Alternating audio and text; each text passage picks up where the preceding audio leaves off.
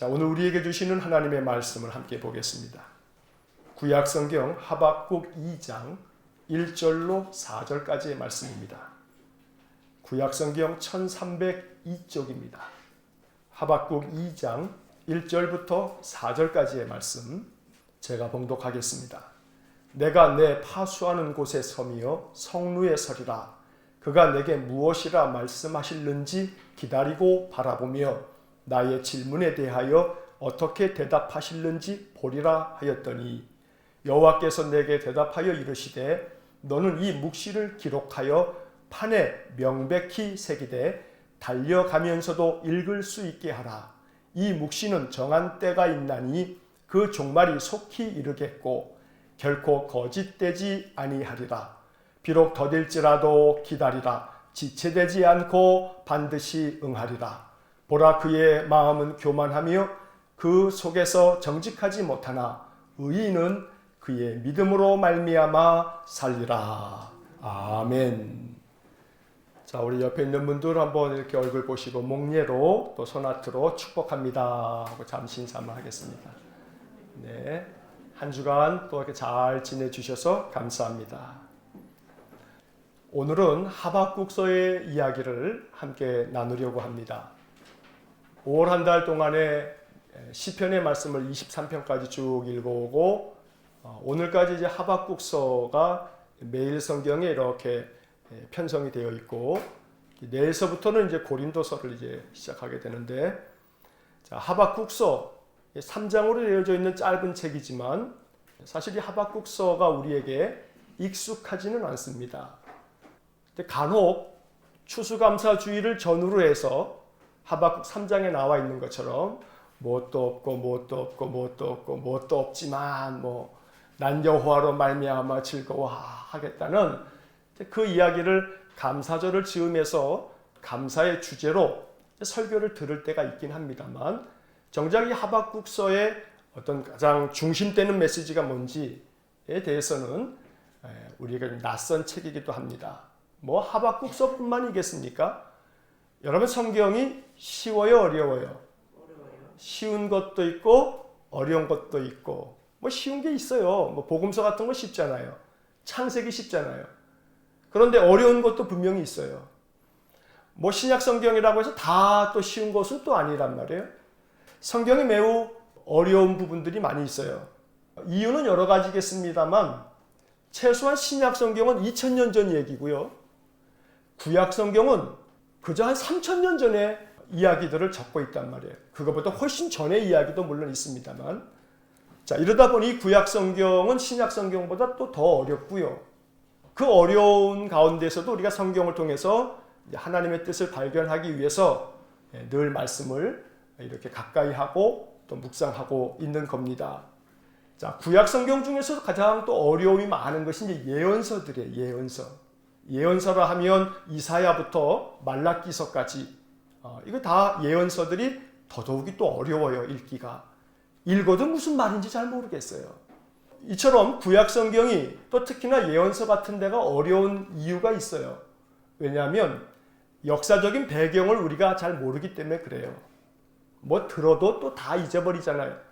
그래, 구약의 역사라고 하는 것을 우리가 잘 이렇게 이해하고 있으면 구약 성경이 한결 쉽고 이게 뭔가 마음속에 와 닿는 게 많은데 그 역사를 우리가 잘 알지 못하기 때문에 또 그 당시 문화적인 배경 또한 모르고 더더욱 언어는 더 모르잖아요. 그러다 보니까 이 성경이 담고 있는 그런 어떤 말씀의 의미들을 우리 성도들이 스스로 그 말씀의 뜻을 깊이 발견한다는 것이 쉽지 않은 부분이 없지 않아 있단 말이에요. 자, 이 하박국서를 우리가 읽었습니다만 이 하박국에 대한 이야기도 마찬가지예요. 배경을 좀 이해하면 이 하박국서가 마음에 와닿아요. 아, 그렇구나. 그런 맥락 속에서 이 하박국서가 있는 거구나 라고 이렇게 우리가 한번 듣고 나면 그러면 이 하박국서가 보다 더 친밀해진단 말이죠. 자, 몇 가지 이제 제가 여러분들에게 안내를 드릴 텐데 여러분 잘 한번 기억하시면서 또 혹은 메모도 이렇게 해놓으시면 그럼 나중에 이렇게 생각날 때 한 번씩 보시면 좋은 도움이 돼요. 제가 자주 이렇게 이야기를 하진 않습니다만 저희 주보 2면에 성경 이렇게 설교를 들으면서 쓸 수 있는 여백을 만들어 드렸어요. 그 여백에다가 좀 이렇게 들으시면서 쓸 거 있으면 쓰시고 그러면서 주보를 그렇게 잘 모아두시면 좋은 신앙의 자산이 되기도 해요.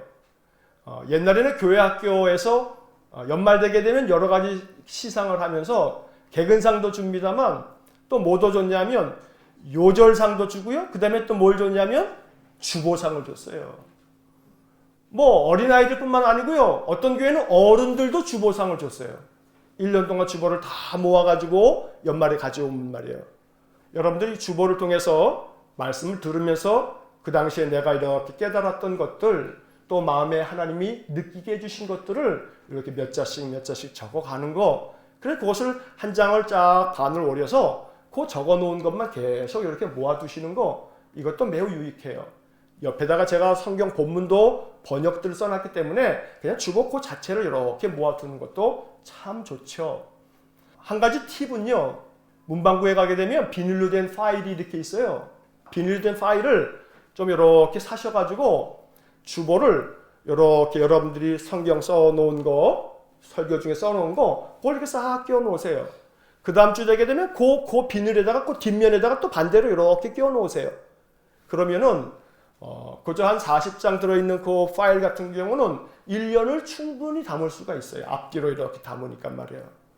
이처럼 신앙생활에 있어서 내가 내 신앙이 보다 더 말씀 안에서 거하기 위해서 조금의 노력을 기울인다면 하나님께서 여러분들의 마음속에 말씀을 더 깊이 사모하는구나 하는 그 중심을 보시고 은혜 주실 줄로 믿습니다.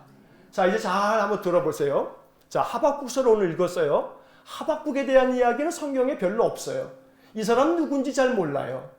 그런데 선지자가 하나님 말씀을 받아서 이렇게 선지자 활동을 했단 말이에요. 자, 이렇게 이해하시면 돼요. 하박국서 그러면 하박국 그러면 예레미야 아시잖아요. 자, 예레미야 많이 들어보셨어요. 하박국하고 예레미야가 같은 시대에 살았다. 첫째 이렇게 기억하시면 돼요. 자, 그러면 예레미야 그러면 우리는 예레미야 애가가 떠올라요. 예레미야 애가가 뭐냐면 남유다가 망하게 되면서 망한 나라를 바라보면서 슬픔의 노래를 지은 게 예레미야 애가거든요.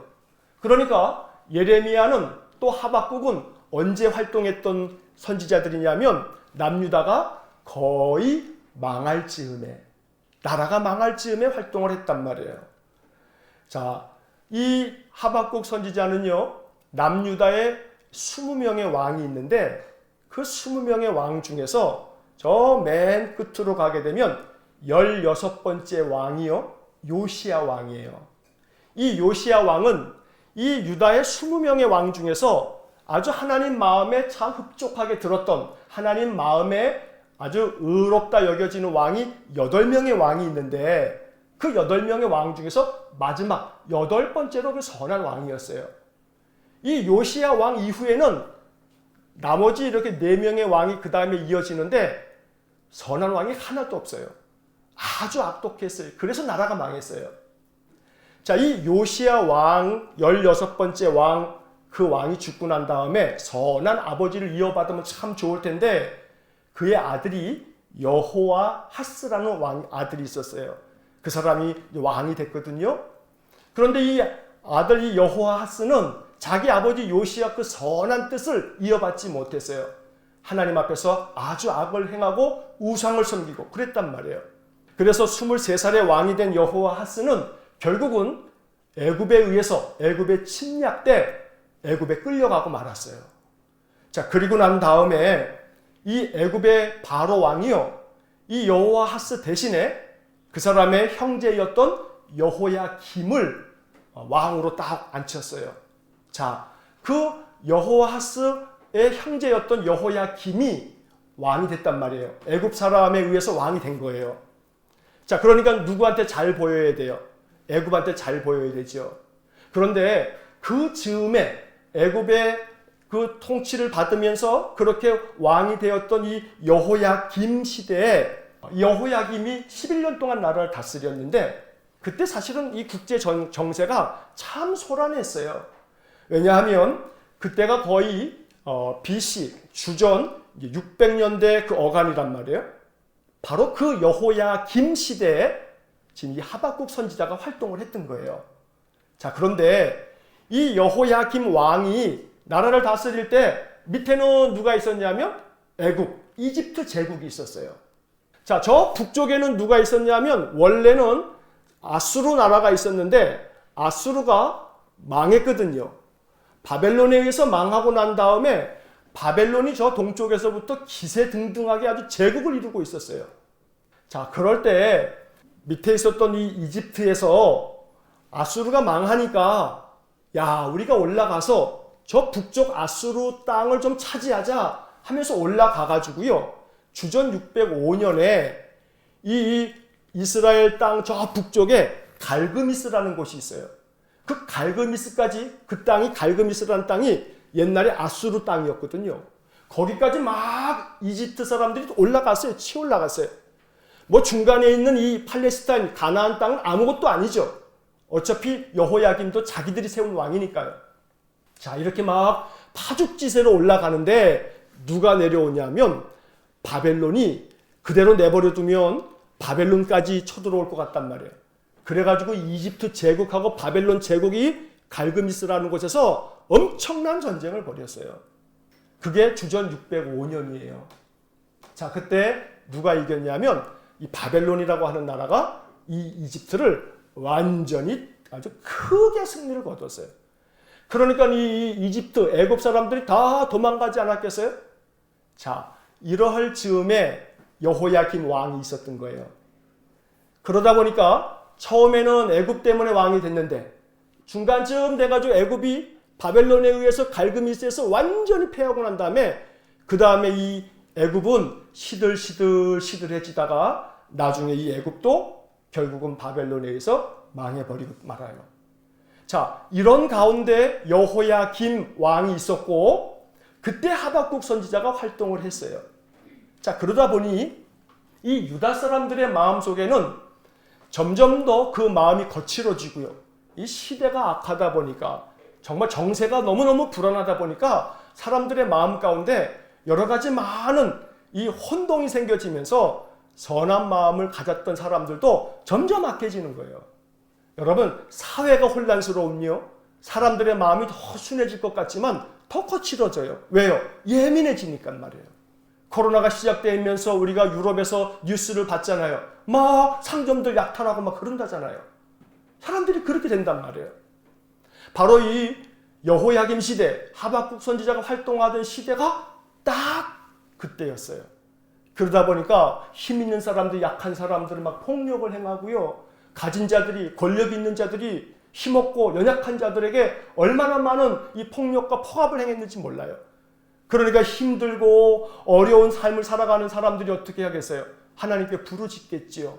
하나님 어찌하면 좋아요? 어떻게 이렇게 하나님 잠잠히 계세요? 저 악한 자들 왜 내버려 두세요? 이러한 마음으로 백성들이 막 탄식하면서 울부짖는 거예요. 자, 이러할 즈음에 하박국 선지자가 하나님 앞에 따지듯이 묻고 있어요. 그래서 1장과 2장에서는요. 하박국 선지자가 하나님께 따지듯이 하나님 어찌해서 이럽니까? 어떻게 이렇게 내버려 둘 수가 있어요? 이러면서 하나님께 질문을 하고 있는 이야기가 하박국의 이야기입니다. 자, 첫 번째 질문은 뭐냐 하면 어떻게 이렇게 이 나라가 저 힘이 있다고, 강하다고, 권력이 있다고, 더 많이 가졌다고 악을 행하는 자들을 하나님 어떻게 그대로 내버려 두십니까? 저들을 심판하지 않고 뭐 하십니까? 이러면서 하나님께 이 하박국 선지자가 막 따지는 거예요. 그때 하나님께서 이 하박국 선지자의 이 질문에 대해서, 이 따지는 이 소리에 대해서 하나님이 대답을 하신단 말이에요. 뭐라고 대답을 하시냐 하면, 그래, 걱정하지 마. 내가 저 악한 저 유다 사람들, 저 폭력을 행하는 저 모든 놈들 내가 다 쓸어버릴 거야. 그런데 저 바벨론 사람들을 데려다가 너희들을 아주 그냥 내가 손 한번 봐줄 거야. 이런 얘기들을 써놓고 있는 거예요. 하나님이 그렇게 대답하시는 거예요. 자, 이 하나님의 대답하신 이 말씀을 가만히 보면 오늘 우리가 읽지 않았습니다만 1장 6절을 보시면 이런 표현들이 나옵니다. 보라, 내가 사납고 성급한 백성. 또 저 뒤에 가면 갈대아 사람을 일으켰나니. 그 갈대아 사람이 바벨론 사람을 말하는 거예요. 자, 제가 좀 전에 배경 설명을 드렸죠.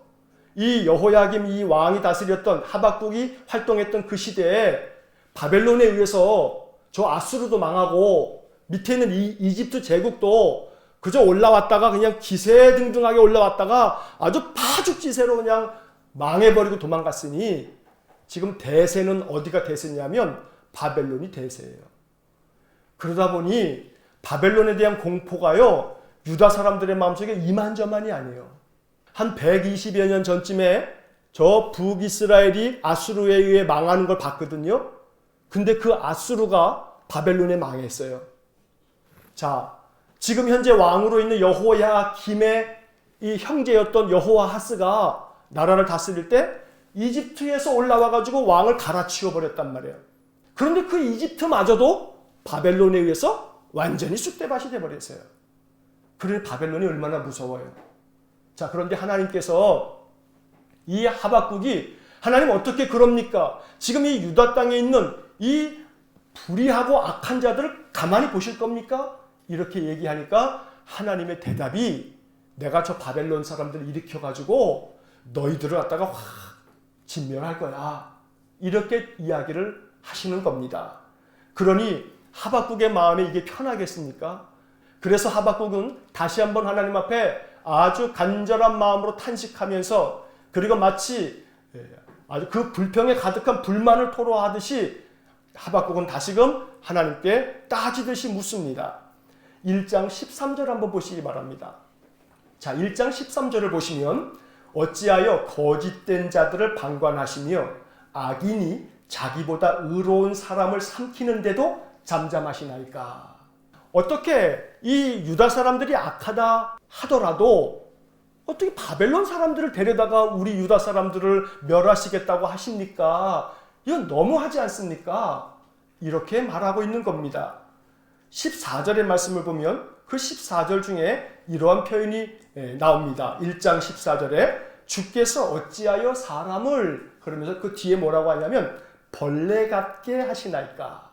그저 바닷가에 있는 물고기처럼 어떻게 사람들 낚시하듯이 그냥 낚싯줄에 다 끌려가듯이 어떻게 우리를 그렇게 만드시고 우리를 벌레처럼 여기시겠다고 말씀하십니까? 이렇게 하나님께 따지는 겁니다. 1장 17절을 한번 보십시오. 자, 1장 17절에 보면 그가 계속하여 여러 나라를 무자비하게 멸망시키는 것이 옳으니까.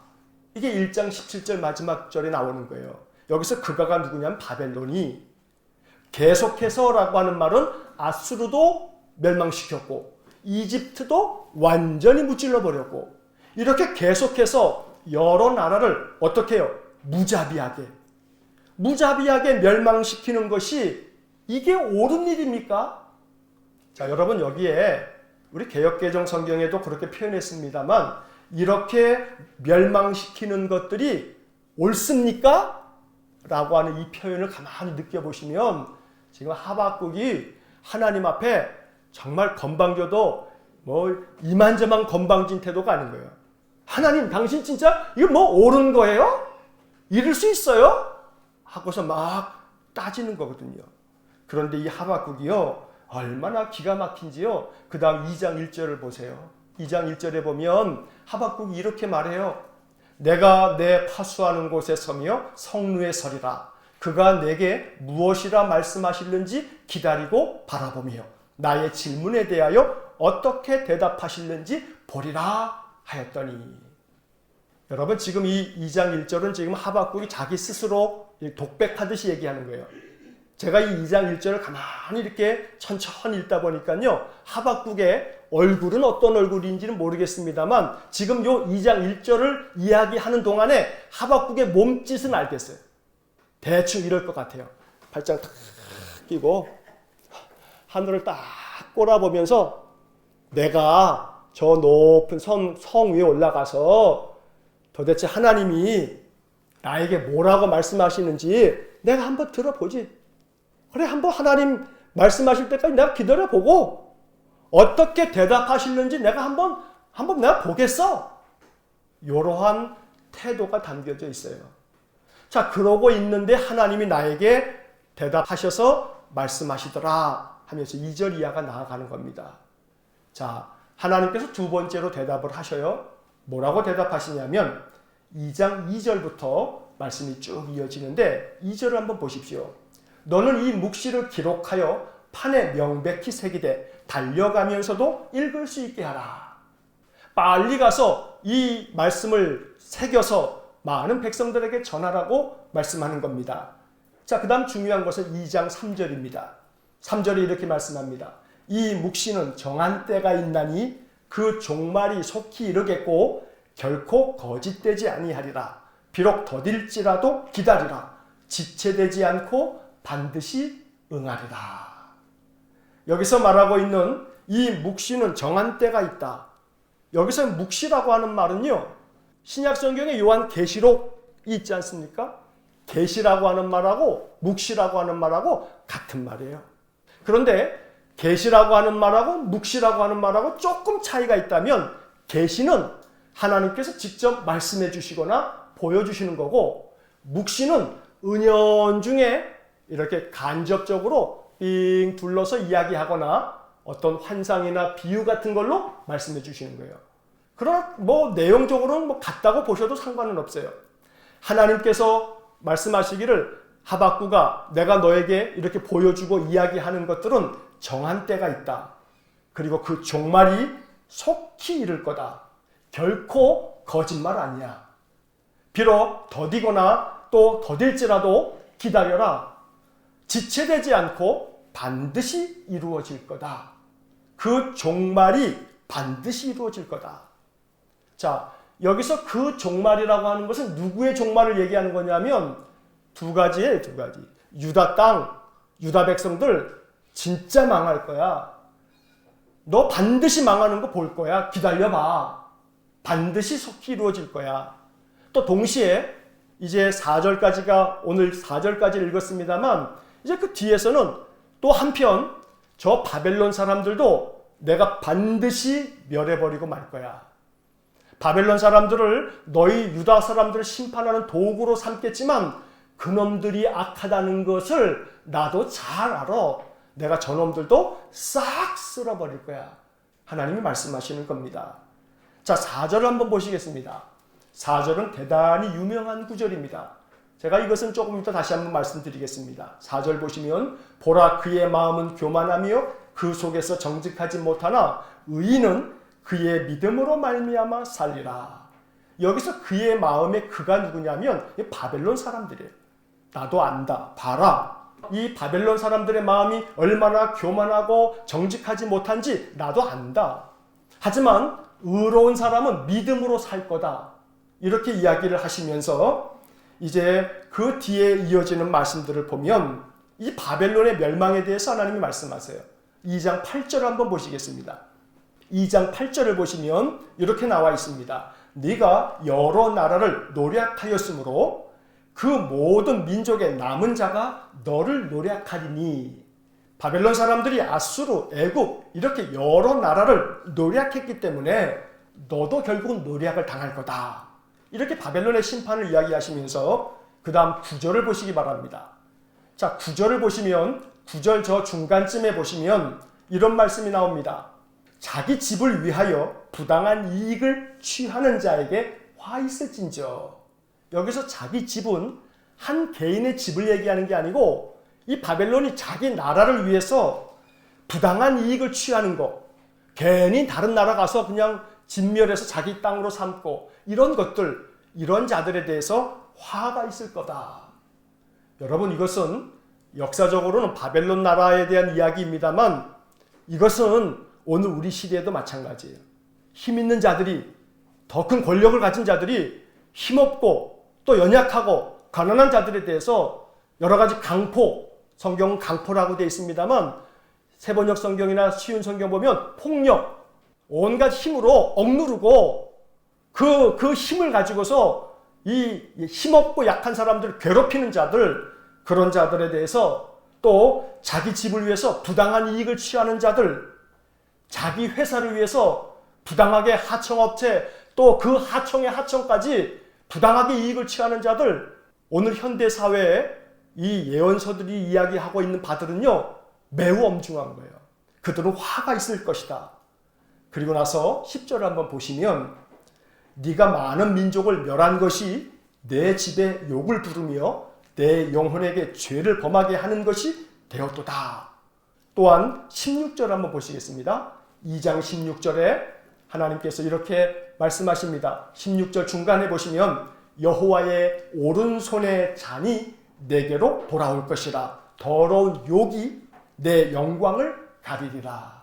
바벨론 사람들이 결국은 하나님의 오른손의 그 심판의 잔이 그들에게로 돌아가서 저들의 더러운 욕심이 결국은 그 영광을 다 가려버리고 망하게 될 것이라고 말씀하는 것입니다. 이처럼 하나님께서는 하박국 선지자가 두 번째로 질문했던 것에 대해서 하나님 유다 사람들을 심판하시기 위해서 더 악한 바벨론 사람들을 끌어들이는 거 이거 정말 옳은 일입니까? 라고 하는 그 질문에 대해서 2장을 통해서 아니다. 바벨론 사람들도 내가 반드시 멸할 거다 하고 말씀하시는 겁니다. 그리고 이렇게 말씀하시고 난 다음에 결국은 바벨론도 60여 년이 지난 다음에 539년, 주전 539년에 이 바벨론도 페르시아 고레스 왕에 의해서 멸망하고 맙니다. 자, 이제 이야기를 이렇게 정리하면서 이제 말씀을 정리를 합니다. 오늘 이 하박국의 이야기를 통해서 우리는 역사적인 그 흐름을 잠시 이렇게 살펴보면서 정리를 해야 합니다. 남왕국 유다가 주전 586년에 망했습니다. 하박국 선지자가 활동했던 때가 주전 600년쯤 됩니다. 자, 600년쯤에 활동을 하다가 BC 600년이죠. 그리고 난 다음에 나라가 586년에 망했습니다. 그러니까 몇 년 뒤에 망한 거냐 하면 한 15년, 20여 년 후에 이 남유다가 망해버린 겁니다. 그러면 여러분 생각해 보십시오. 지금 2020년입니다. 많게 잡아야 20년이고요. 한 15년 남짓 되는 겁니다. 20년 잡고 치더라도 20년 뒤 2040년에 우리가 바벨론에 의해서 망한다. 만약에 이 이야기를 들으면 믿기겠냐 이 말이에요. 여러분 믿을 수 있겠어요? 2040년이 되면 어떤 나라에 의해서 우리 대한민국도 망할 겁니다. 하면 여러분들 고지 들으시겠냐 말이에요. 지금 어느 나라가 주변에 이렇게 뭐 있는데 어느 나라에 의해서 그 나라가 어느 나라를 다 그냥 이렇게 쓸어버리더니 그 나라 때문에 우리가 망할 거다 하고 하박국 선지자가 얘기하는 겁니다. 그러면 유다 백성들이 아 그렇습니까? 하고 들었을까요? 안 들었어요. 그렇게 안 들었어요. 결국 그렇게 듣지 않다 보니 이 여호야김 이 왕은 바벨론에 의해서 결국은 쫓겨나게 되고 그리고 난 다음에 자기 아들 여호야긴 그 아들이 왕이 되는데요. 석 달 만에 또 쫓겨나요. 그리고 난 다음에 그 여호야긴의 삼촌 다시 말하면 여호야김의 형제였던 시드기야가 또 왕이 돼요. 바벨론의 손에 의해서. 그리고 11년을 다스리다가 이 시드기야는 바벨론에 의해서 나라가 완전히 망하면서 두 눈이 뽑힌 채로 쇠사슬에 묶여서 질질 끌려가 버리고 말아요. 그게 불과 하박국 선지자가 이야기하고 난 다음에 15년 뒤에 벌어질 일이에요. 자, 뭐 어렵습니다만 그냥 역사 이야기 듣듯이 그렇게 들으셨어요. 자, 오늘 이 이야기의 정리, 결론은 이거예요. 첫째, 하나님은 역사의 주인이시다. 하나님은 역사의 주인이시다. 오늘 하박국서는 우리에게 그것을 강조하고 있는 거예요. 하나님의 그 섭리 가운데 역사는 움직여지는 겁니다. 다시 말하면 하나님의 말씀대로 역사는 흘러간다. 이게 하박국서가 우리에게 전해주는 이야기입니다. 하나님께서 말씀하신 것처럼 이 묵시는 정한 때가 있나니 라고 2장 3절에서 말씀했습니다. 이 묵시 너희들을 심판할 거고 너희들을 심판할 저 바벨론도 내가 심판할 거야. 이 역사인데 이 역사는 누가 정하는 겁니까? 하나님이 정하는 겁니다. 이 모든 이 묵시는 정한 때가 있다. 그 때를 누가 정하는 거냐 말이에요. 하나님이 정하시는 겁니다. 오늘 우리 한 개인은 내 인생의 삶, 우리 70이여 강건하면 80이라는 시편 90편의 말씀은 이제 좀 개정될 필요가 있어요. 우리 시대는 이제는 몇 살이에요? 몇 세 시대에? 100세 시대, 100세 시대. 강건하면 100세예요. 자, 그렇지만 이 100년이라고 하는 우리 한 사람 한 사람의 개인의 역사뿐 아니라 우리가 세상에 오고 세상을 가고 이런 것들을 통틀어 넘어서서 이 모든 역사의 때를 정하시는 분은 하나님이세요. 그 정한 때를 하나님께서 정하시고 난 다음에 하나님이 이 종말이 속히 이를 거다라고 말씀하셨는데 그대로 되었단 말입니다. 자, 그렇다면 이 본문의 말씀을 통해서 우리가 마음 가운데 깨달아야 하는 것은 역사의 주인이신 하나님께서 지금도 역사를 움직이고 계신다는 사실을 깨달아야 합니다. 나 한 사람의 개인의 인생의 역사도 하나님이 움직이고 계시고 넓게는 이 세상 역사도 하나님이 주관하고 계세요. 그럼 우리 마음속에 이런 질문이 생겨요. 하나님, 작게는 내 개인의 삶이 어찌 이러합니까? 내가 하나님 잘 섬기고 있는데 내 삶은 어찌 이러합니까? 하박국의 첫 번째 질문이에요. 내 삶이 왜 이 모양입니까? 내가 하나님 잘 섬기는데 왜 이런 일들이 나한테 자꾸 찾아옵니까? 하박국의 첫 번째 질문을 개인적으로 적용하자면 그런 질문이 가능하단 말입니다. 하지만 하나님께서는 그 질문에 대해서 말씀하고 계시는 거예요. 정한 때가 이를 거다. 하나님 정하신 때가 있습니다. 우리에게 은혜 베푸실 때가 있고요. 우리를 강하게 만드시려고 연단하실 때도 있고요. 이 역사 가운데, 이 역사의 큰 물줄기 속에 우리가 살아가면서 우리가 겪어내야 될 많은 고난과 역경들이 있습니다. 하지만 그런 것들을 통해서 하나님 우리에게 말씀하시는 것이 있습니다. 그것은 바로 내가 바로 역사의 주인이다. 하나님이 역사의 주인이다. 모든 역사를 주관하는 이는 하나님이다. 그러면 이 하박국서의 말씀을 통해 준 이 메시지가 우리로 하여금 기도하게 만들어야 돼요. 하나님, 내 인생의 역사도 주인은 하나님이십니다. 내가 겸허하게 살겠습니다. 내 인생 역사도 하나님께 맡깁니다. 아무리 내가 발버둥한다 한들 하나님이 막으시면 멈추는 겁니다. 아무리 내가 쌓고 쌓아봤자 하나님이 멈추게 하면 더 이상 쌓을 수가 없습니다. 심지어 하나님이 허무시면 허물어지는 겁니다. 그렇다고 해서 모든 것들이 소용없으니 아무것도 하지 말자. 그건 아니지요, 물론. 힘쓰고 애쓰면서 살아가지만 이 모든 역사의 주인은 하나님이시고 모든 것을 주관하시는 분은 하나님이시다. 이 코로나 시대가 참 다시 이제는 코로나 이전으로 돌아갈 수 없다고 많은 이들이 얘기합니다. 미래학자들 포함해서 모든 학자들이 이구동성으로 얘기합니다. 그래서 더 걱정이 많죠. 하지만 분명한 사실은 이 모든 것 또한 역사의 일부분이라면 하나님은 이 역사를 지금도 움직이고 계시는 줄 믿습니다. 하나님 왜 이렇게 하십니까? 우리는 따질 계제가 아닙니다. 그러므로 오늘 우리들의 마음 가운데 가져야 할 마음은 겸허한 마음으로 하나님이 역사의 주인이십니다. 하나님 내 인생의 주인이십니다. 모든 것을 나는 하나님 앞에 의탁하고 살 수밖에 없습니다. 겸허한 마음으로 살 수 있도록 내 마음을 주장해 주십시오. 그리고 내 삶의 주인이시니 내 인생의 삶을 하나님 맡아주십시오. 이것이 우리의 기도가 될 수 있기를 주의 이름으로 간절히 축원합니다. 이제 마지막 두 번째로는 이 하박국서가 우리에게 주는 메시지가 있습니다. 그것은 아까도 읽었던 2장 4절의 그 뒷부분의 말씀입니다.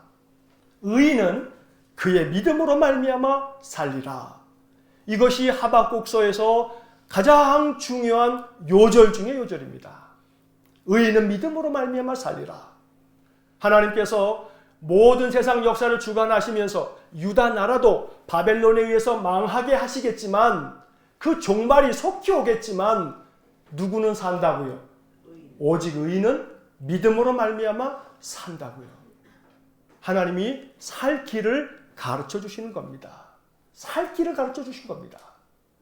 우리 인생의 삶에 믿음이 별로 아무것도 아닌 것 같습니다만 그러나 그 믿음은 우리의 인생의 삶에서 아주 절대적으로 중요한 것입니다. 여러분 면역이라고 하는 것이요. 별로 그닥 그렇게 내 삶에 뭐 중요한 것 같지가 않게 느껴질 때가 있어요. 그저 건강도 그럭저럭 유지해 갈 때는 말이에요. 그러나 뭔가 위중한 상태가 되게 되면 면역력이 강한 사람인가 아닌가가 드러나게 돼 있어요. 위기를 만나면 이 사람이 정말 그 안에 뚝심이 있는가 아닌가를 알 수 있다 이 말이에요. 오늘 우리들의 신앙 잘 단련되어져야 합니다. 어떤 위기가 찾아오고 어떠한 역경이 찾아온다 할지라도 견디어낼 수 있어야 되지 않습니까? 견디어내야 합니다. 예수님께서 알곡과 쭉정이의 비유를 말씀하신 바 있습니다. 여러분, 지금이야 뭐 쌀 같은 거 이렇게 키로 읽을 이유가 없죠. 다 이렇게 뭐 공장에서 다 깨끗하게 뭐 돌 하나 없이 나오지 않습니까? 그런데 옛날 같으면 그 키에다가 그저 이렇게 키질해야 되잖아요. 예수님께서 그 비유를 말씀하시면서 뭐라고 이야기합니까? 자, 이 모든 쭉정이들은 어떻게 됩니까? 바람이 불면 날아간단 말이에요. 그리고 남는 건 뭐만 남아요? 알곡만 남아요. 키질을 하는 것은 바람의 쭉정이가 날아가게끔 하는 거 아닙니까? 자, 그렇다면 주님이 말씀하신 그 비유의 말씀을 통해서도 우리가 깨닫는 바가 있습니다. 코로나뿐만 아니라 코로나가 아니라 그 어떤 것이 찾아와도 그것이 설사 폭풍이요 지난번에 말씀드린 것처럼 광풍이라 할지라도 그 광풍이 지나가도 알곡은 남는 겁니다.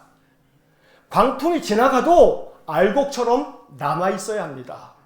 그러기 위해서는 하나님 우리에게 하박국 선지자에게 주신 말씀처럼 오직 의인은 믿음으로 말미암아 살리라. 믿음으로 견디어내고 이겨내는 겁니다. 믿음의 힘이 내 영혼의 면역력이 되는 겁니다. 어떤 것도 다 견뎌내고 이겨낼 만한 강한 담력이 되는 겁니다. 그러므로 하나님 앞에 시대가 어려우면 어려울수록 하나님 나에게 믿음 주십시오. 믿음의 힘으로 이기게 해주십시오. 이것이 우리의 기도가 될 수 있어야 합니다. 여러분 구약성경 39권이 있는데요. 이 39권의 구약성경 중에 신약시대까지 아주 중요하게 읽힌 책들이 있어요. 제가 지난번에도 말씀드렸죠. 예수님이 가장 즐겨 하셨던 책이 몇 권 있다고요. 하나는 가장 중요한 건 시편. 또 예수님은 신명기 좋아하셨고 이사야 좋아하셨다. 이런 말씀 드렸어요. 자, 오늘 두 번째 퀴즈를 드릴게요. 사도 바울이 되게 좋아했던 성경이 뭘까요? 오이, 대단히 똑똑하세요. 뭐 어떻게 이렇게 잘하시는지 몰라. 센스가 짱이에요. 사도 바울의 신앙에 절대적인 영향을 미친 게 누구냐면요. 하박국이에요. 하박국. 사도 바울이 가지고 있는 모든 가르침의 가장 핵심 골자는 어디서부터 나왔냐면요. 하박국에서 나왔어요. 여러분 잘 아는 본문들입니다. 이 로마서의 말씀에 보게 되면 바울이 말해요. 로마서 1장 17절에서 이러한 이야기를 합니다. 오직 의인은 믿음으로 말미암아 살리라 라고 하는 이야기를 인용을 합니다. 그런데 로마서뿐만이 아닙니다. 갈라디아서에서도 사도 바울은 이 말씀을 똑같이 인용을 하는데 갈라디아 3장 11절 말씀에 보면 또 하나님 앞에서 아무도 율법으로 말미암아 의롭게 되지 못할 것이 분명하니 이는 의인은 믿음으로 살리라 하였습니다.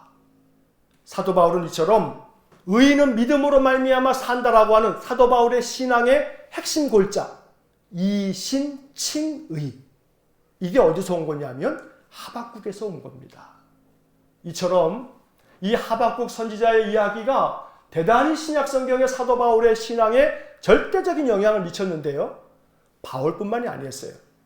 이 1950년대 그 어간으로 해서 1947년부터 56년까지 저 이스라엘 땅에 가면 저 위에는 이 갈릴리 호수가 있고요. 밑에는 사해가 있어요.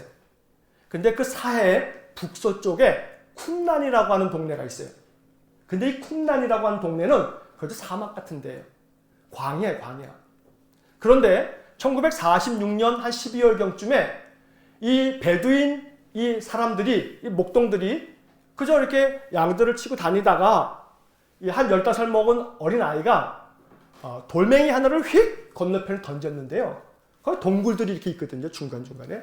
동굴에다 돌멩이 하나를 휙 던졌는데 그 안에서 쨍그랑 하는 소리가 나는 거예요. 그래서 뭐지? 해가지고 이 베두인들이 그 아이가 같이 건지 다 동굴 속에 들어갔어요. 그 동굴 속에 들어갔더니 그 동굴 안에 그 항아리 안에 두루마리가 아주 많이 잔뜩 쌓여 있는 거예요. 그래서 그 옆에 동굴 갔더니 거기도 있고 또 옆에 갔더니 거기도 있고 그 동네 안에 있는 이 동굴에서 11군데에서 어마어마하게 많은 그 옛날 파피루스, 두루마리 굉장히 오래된 것들이 발견된 거예요. 1946년 12월 달에. 그리고 난 다음부터 47년서부터 1956년까지 그 쿰란이라고 하는 동네를 발굴하기 시작했어요. 그래서 나온 많은 책들이 있는데 그걸 우리가 일컬어서 뭐라고 하냐면 쿰란 사본, 사해 사본 이렇게 얘기를 해요. 그런데 왜 지금 이 말씀을 이렇게 드리냐면 쿰란이라고 하는 곳에서 발견된 이 사본이요. 우리가 가지고 있는 이 성경들 중에 가장 오래된, 가장 많은 내용을 담고 있는 사본인 거예요. 그래서 이거 대단히 중요한 사본인데 더 중요한 사실은 뭐냐면 이 쿰란 사본 안에 이사야를 포함해서 많은 성경들이 사본으로 있는데 그 중에서 굉장히 선명하게 남아있는 게 뭐냐면 하박국서예요. 심지어 하박국서는요. 그 하박국에 대한 해설서까지 여러 두루마리와 파피루스에 적혀져 있는 것들이 엄청나게 많이 발굴됐어요. 학자들의 결론은 하박국서가 2000년 전 당시에 이 쿰란이라고 하는 이 동네는 예수님 당시보다 조금 더 전에 그때 사람들이거든요. 그래서 방사선 동위원소로 그 연대를 다 추정해 봤더니 예수님 시대보다 50년, 100년 전쯤에 살았던 사람들인데 그 당시 사람들에게도 가장 영향력 있었던 책이 바로 하박국서다. 그리고 그 하박국서를 마음 가운데 깊이 은혜를 받고 기독교 복음의 핵심을 만들어 놓은 사도 바울도 하박국서를 가장 중요하게 여겼단 말입니다. 자, 오늘 설교는 역사 얘기 듣느라고 고생 많이 하셨어요. 그런데 결론은 하나님이 역사의 주인이시다. 내 인생의 주인이시다. 오직 의인은 믿음으로 말미암아 산다. 이것이 너무나 중요해서 쿰란 사람들도 사도 바울도 자기 신앙의 가장 으뜸으로 이것을 삼았다는 겁니다. 믿음이 살 길입니다. 믿음이 더욱 견고해져야 견디어냅니다. 우리의 인생 더욱더 굳건한 믿음으로 인생의 그 어떤 삶을 만난다 할지라도 그것이 설사 광풍이어도 믿음의 힘으로 알곡의 삶을 살아가실 수 있기를 간절히 축원합니다. 하나님께서 도와주실 줄로 믿습니다. 하나님께서 우리에게 힘 주실 줄로 믿습니다. 그래서 하나님께서는 이 하박국의 이러한 질문들에 대해서 대답하시면서 하나님 말씀하십니다. 2장 맨 마지막 구절에 보면 20절에 오직 여호와는 그 성전에 계시니 온 땅은 그 앞에서 잠잠할지니라. 잠잠하라 말씀하시는 것은 하나님이 지금 모든 역사를 주관하고 계시니 잠잠히 하나님의 뜻을 따르라고 말씀하는 것입니다. 결국은 하나님께서 이렇게 말씀하시면서 이제 바벨론에게 선포하셨던 그 말씀들 중에서 우리가 마지막으로 교훈을 얻어야 될 것이 있습니다. 2장 5절을 한번 보시기 바랍니다. 2장 5절에 보면 이런 말씀이 중간에 나옵니다. 스월처럼 자기의 욕심을 넓히며 또 그는 사망 같아서 족한 줄을 모르고. 이 표현 중에서 자기의 욕심을 넓히며 족한 줄을 모르고 살았던 사람들이 바벨론 사람입니다. 바벨론 사람뿐입니까? 2600여 년이 지난 우리도 마찬가지입니다. 자기의 욕심을 넓히는 일에만 몰두하고 살아가는 인생들. 그 자기 욕심에 사로잡혀서 우리 인간들이 무지막지하게 인생을 살아가다 보니 자연을 훼손하다 보니 찾아오는 것들이 바이러스의 역습이라고 말하지 않습니까? 자기의 욕심을 넓히면서 족한 줄 모르고 살아가는 인생들에게 하나님은 2600년 전에는 바벨론으로 심판하시지만 지금 우리에게는 또 다른 여러 가지 재앙으로 우리 인생들에게 경고하고 있는지 모릅니다. 또 한편 2장 13절을 보시기 바랍니다. 2장 13절에 보면 이런 표현이 나옵니다. 민족들이 불탈 것으로 수고하는 것과 나라들이 헛된 일로 피곤하게 되는 것이 만군의 여호와께로 말미암음이 아니냐. 여러분, 여기 표현 중에 헛된 일로 피곤하게 되는 것, 이런 표현이 나옵니다. 이게 우리의 인생살이 아닙니까? 뭐 때문에 피곤합니까? 헛된 것 때문에 피곤한 거 아닙니까? 그러므로 우리는 우리의 인생을 돌아볼 줄 알아야 됩니다. 헛된 것으로 지금 피곤한 인생을 살아가고 있다면 정작 무엇이 중요한데? 어느 영화에서 나온 표현처럼 뭐이 중요한디? 도대체 뭐가 중요한데? 헛된 것으로 인해서 헛된 일로 피곤하게 하는 그런 이 어리석은 인생, 이게 바로 우리 인생들입니다. 그러므로 이 하박국 선지자는 우리에게 말씀합니다. 욕심만을 넓히며 사는 것이 부질없다. 족한 줄 모르고 살아가는 것이 다 헛되다. 헛된 일로 피곤하게 사는 것 또한 어리석다. 이게 하박국의 메시지입니다. 그래서 우리는 겸허한 마음으로 사도 바울의 이 가르침을 들어야 합니다. 빌립보서 4장 11절 어떠한 형편에든지 나는 자족하기를 배웠노니, 디모데전서 6장 6절 지족하는 마음이 있으면 경건은 큰 이익이 되느니라. 늘 우리에게 주신 하나님의 은혜에 감사하면서 스스로 만족할 줄 아는 마음으로 하나님 내게 주신 은혜를 참으로 감사하게 받았습니다. 그래서 하박국의 마지막 3장에서 하박국은 이러한 맥락 속에서 이야기하는 겁니다. 3장 17절부터 19절 비록 무화과 나무가 무성하지 못하며 포도나무에 열매가 없으며 감람나무에 소출이 없으며 밭에 먹을 것이 없으며 우리의 양이 없으며 외양간에 소가 없을지라도 나는 여호와로 말미암아 즐거워하며 나의 구원의 하나님으로 말미암아 기뻐하리로다. 19절 주 여호와는 나의 힘이시라. 주 여호와는 나의 힘이시라. 이 말씀을 마음 가운데 새기셔서 주 여호와를 나의 힘으로 삼고 인생을 살아가시기를 축복합니다. 욕심만을 넓히며 사는 것 부질없는 일이고, 족한 줄 모르고 사는 것 이거 다 어리석고 헛된 것이며, 그저 헛된 일로 피곤하게 사는 것 이거야말로 진짜 어리석은 일임을 이 하박국서를 통해서 깨닫고, 이것도 없고 이것도 모자라고 이것도 부족하고 이것도 없고 다 없다고 말하면서, 그러나 그럼에도 불구하고 나는 여호와로 말미암아 즐거워하며 나의 구원의 하나님으로 말미암아 기뻐하리로다. 왜? 주 여호와는 나의 힘이니까. 언제나 주 여호와를 나의 힘으로 삼고 인생을 살아가시기를 주의 이름으로 간절히 축원합니다. 기도하겠습니다. 하나님, 하박국 선지자를 통해서 주시는 말씀들이 우리에게 교훈이 되게 하여 주옵소서. 간절히 원합니다. 우리 인생들은 어리석어서 자기의 욕심을 넓히면서 족한 줄도 모르고 헛된 일로 피곤하게 살아가고 있으니 이 연약함을 불쌍히 여기셔서 하박국을 통하여 주시는 이 지혜의 말씀들이 우리 심령의 깨달음이 되게 하심으로 늘 하나님 믿음 가지고 오직 의인은 믿음으로 말미암아 산다 하셨으니 믿음 가지고 인생을 사는 저희 모두가 되게 하여 주옵소서. 하박국이 마지막으로 우리에게 가르쳐 주듯이 주 여호와는 나의 힘이시라. 날마다 이 말씀을 선포하면서 나의 힘이신 여호와를 사랑하며 인생을 사는 저희 모두가 되게 해 주옵소서. 예수님 이름으로 기도하옵나이다. 아멘.